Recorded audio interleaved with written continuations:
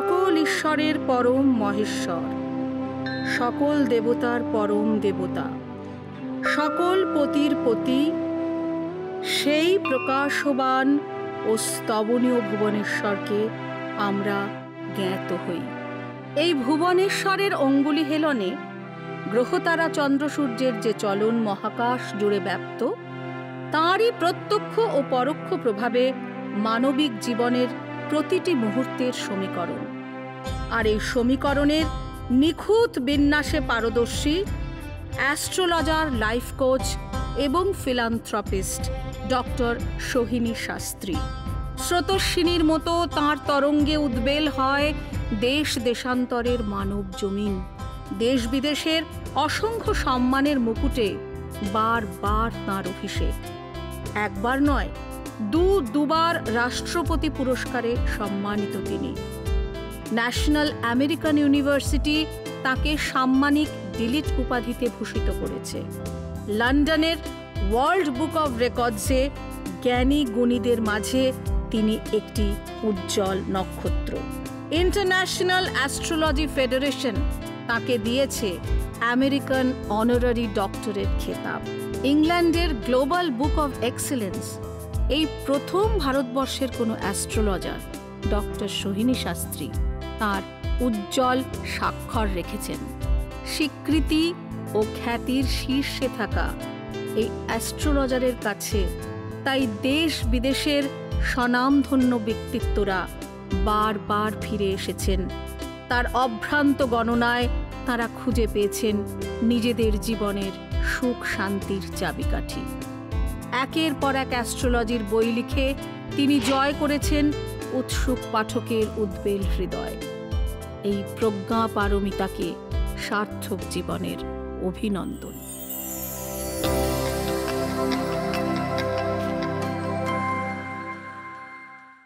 নমস্কার, আপনাদের সকলকে স্বাগত জানাচ্ছি। আমি রূপালী।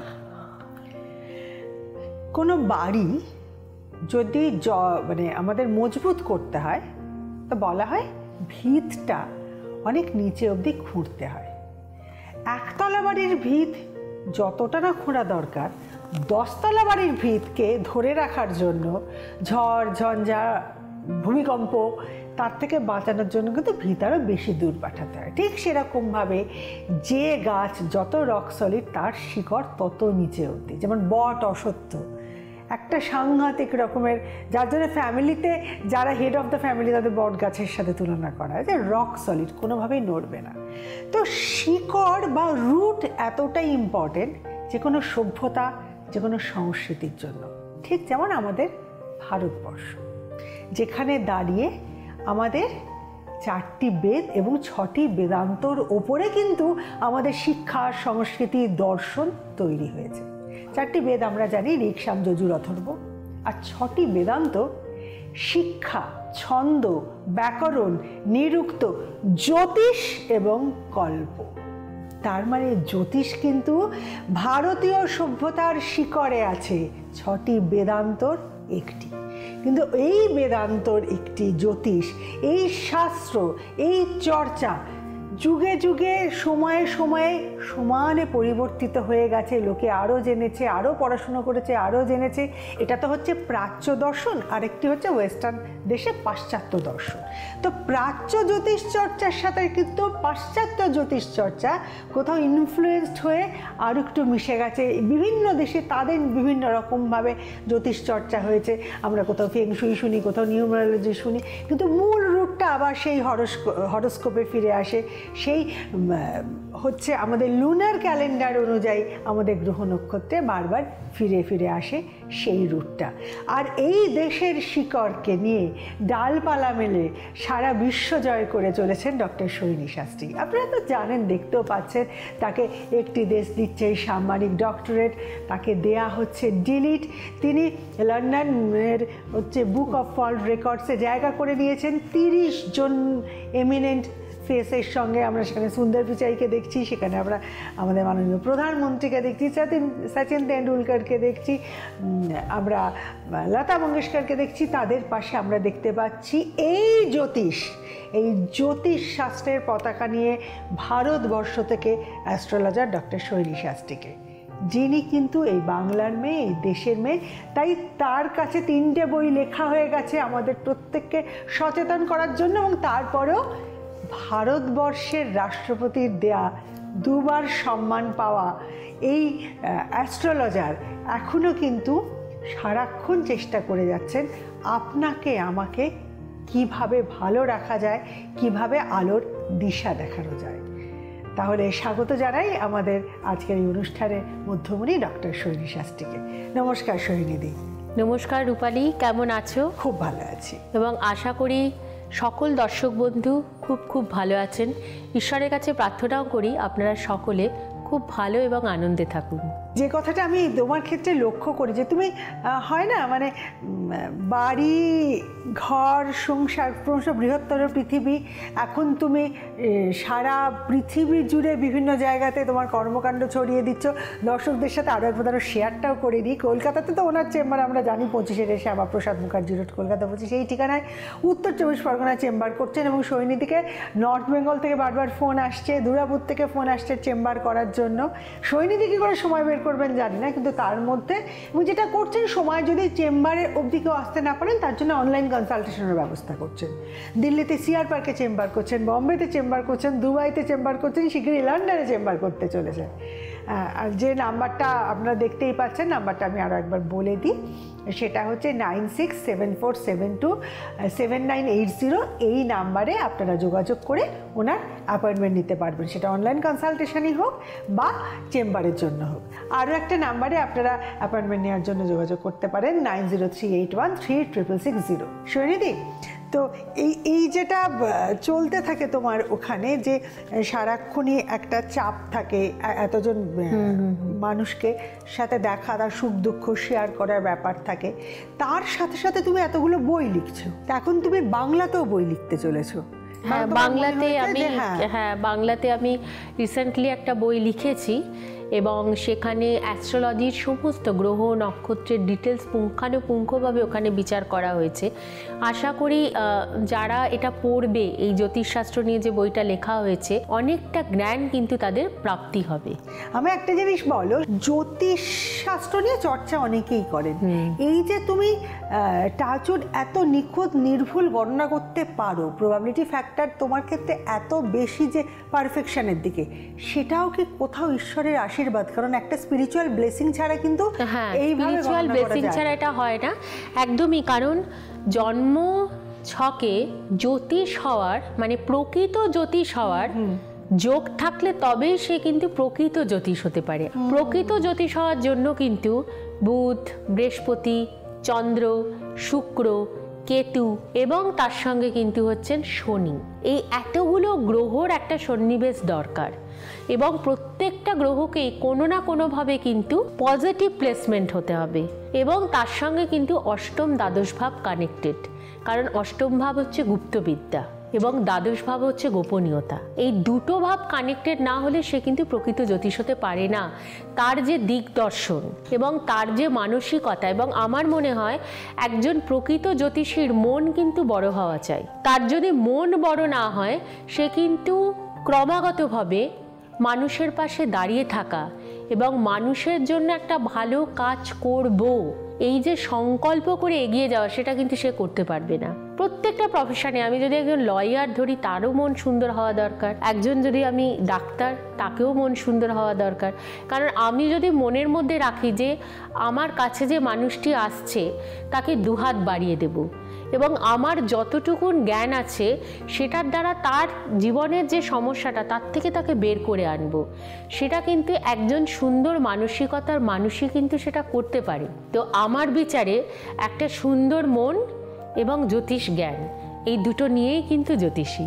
এবং তার সঙ্গে তো অবশ্যই বলবো গুরুর আশীর্বাদ, পিতামাতার আশীর্বাদ, এবং তার সঙ্গে স্বয়ং ঈশ্বরের আশীর্বাদ। না হলে সত্যি জ্যোতিষী হওয়া সম্ভব নয়। কারণ একটা ইনার স্ট্রেংথ, একটা ইনার পাওয়ার।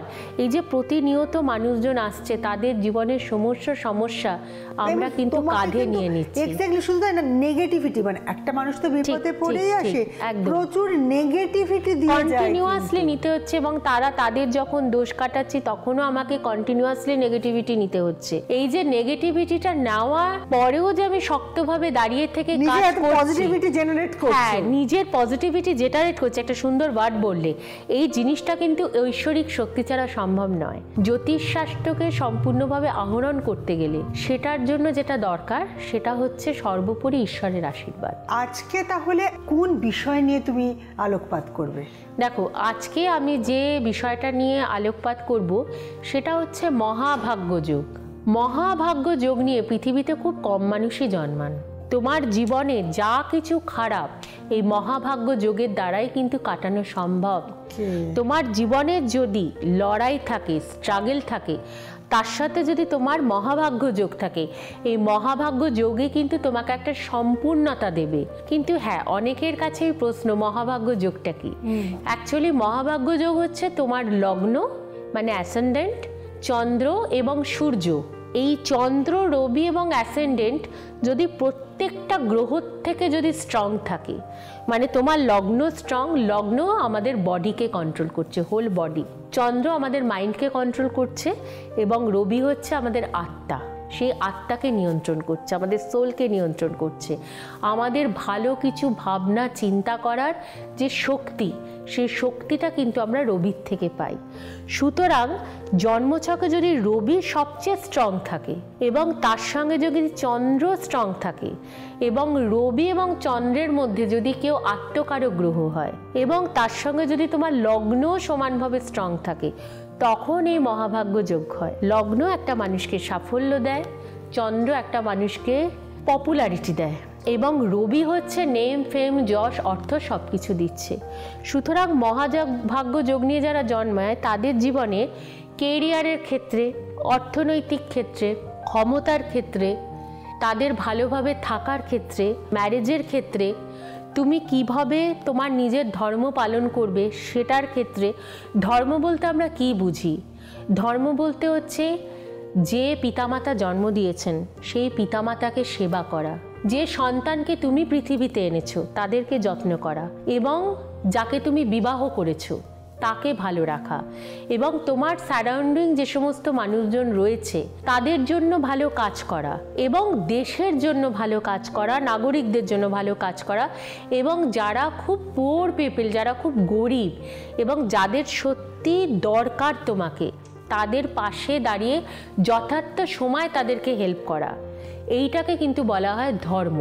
সুতরাং মহাভাগ্য যোগ যাদের জন্মছকে থাকে তাদের এই চারটে জিনিস তারা করতে সমর্থ হয়। একটা হচ্ছে ধর্ম, তারপরে গেল অর্থ। মহাভাগ্য যোগে সে কিন্তু প্রচণ্ডভাবে অর্থবান হবে। এরপর যদি আমি আসি তাহলে হচ্ছে কাম। কাম মানে হচ্ছে বিবাহ, এবং বিবাহতে দুটো মানুষের মধ্যে, নারী পুরুষের মধ্যে যে কনজুগাল লাইফ, সেইটার সম্পূর্ণতা প্রাপ্তি, এবং সুস্বাস্থ্যের সন্তান জন্ম দেওয়া, এবং একটা সুন্দর ফ্যামিলি, যা আমরা বলি না একটা ম্যারিটাল ব্লিস, একটা ফ্যামিলি সুন্দর, সেটাও কিন্তু এই কাম। তারপরে হচ্ছে মোক্ষ।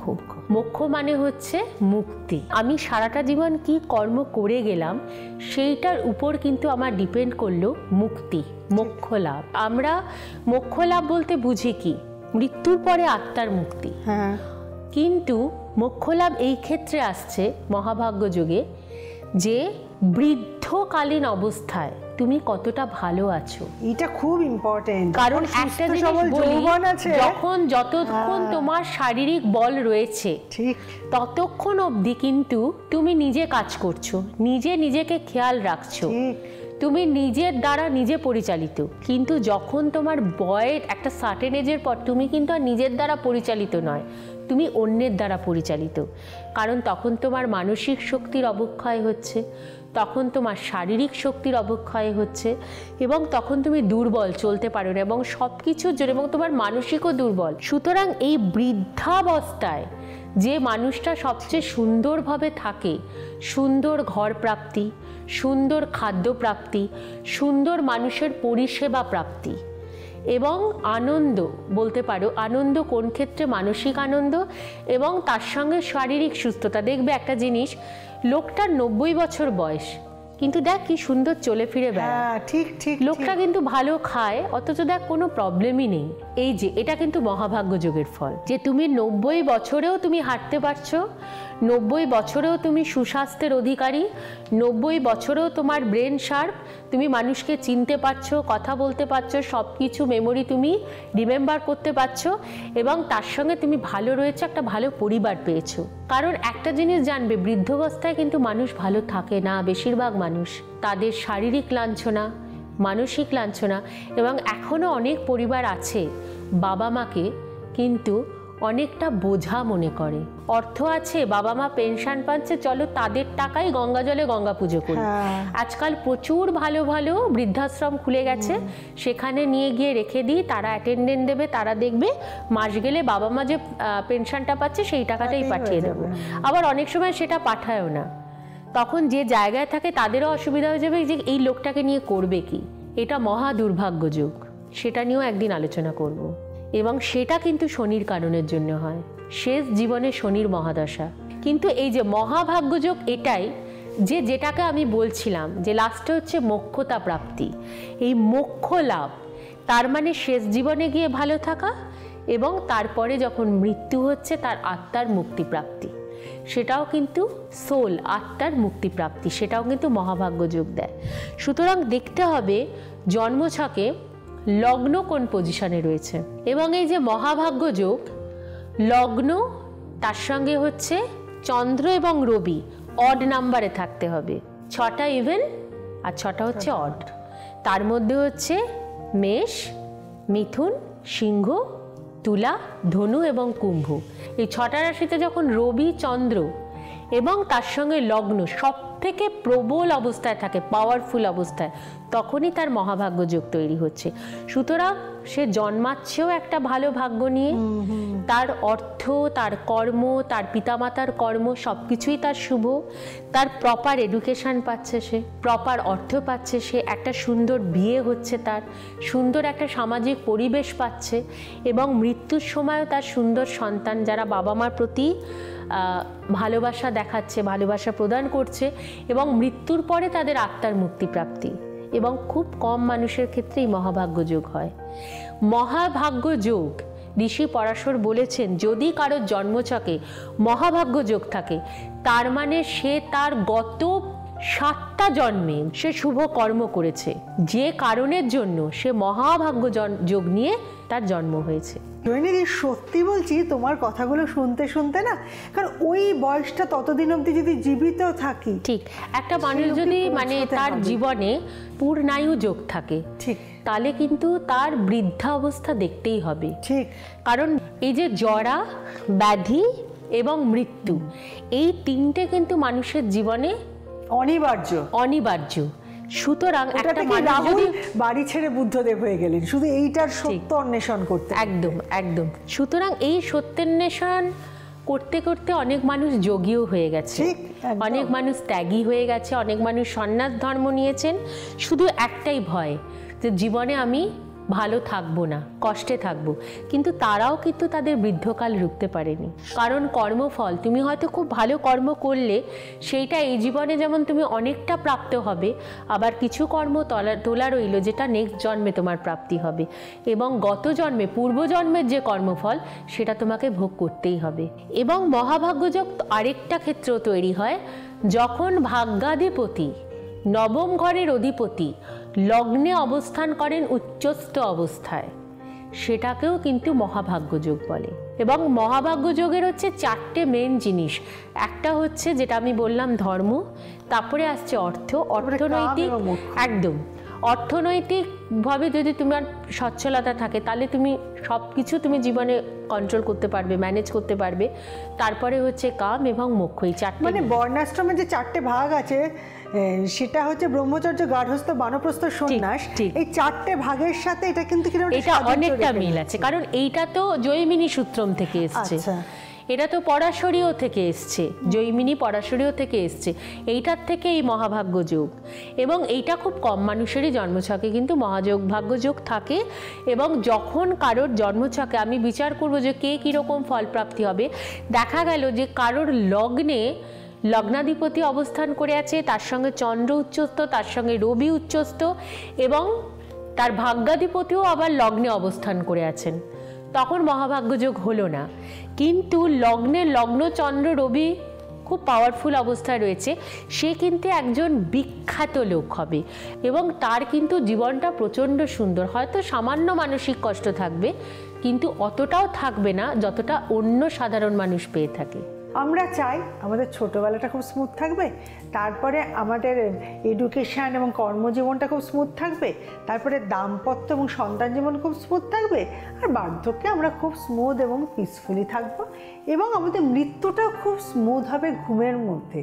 এইটা তো হচ্ছে একটা আইডিয়াল সিচুয়েশান, কিন্তু কারোর জন্মছকে 100% এই আইডিয়াল সিচুয়েশানটা থাকে না, তিনি যতই ক্ষণজন্মা হন না কেন। কিন্তু যিনি অবতার, তাদেরকেও কিন্তু মনুষ্য শরীর ধারণ করার পর জাগতিক যন্ত্রণা ভোগ করতে হয়েছে। এবার সেটা তারা নিজের জন্য নিয়েছেন না অন্যের নেগেটিভিটি নিজে নিয়ে লড়াই করতে গিয়ে সেই যন্ত্রণাটা পেয়েছেন, সেটার কিন্তু ব্যাখ্যা আমার জানা নেই। কিন্তু শুধু এটা জানি আমাদের নেগেটিভিটি নেওয়ার জন্য সারাক্ষণ ভালোবেসে একজন অপেক্ষা করছেন, আমাদের দায়িত্ব সমস্ত নিজের কাছে, নিজের কাঁধে তুলে নিয়েছেন।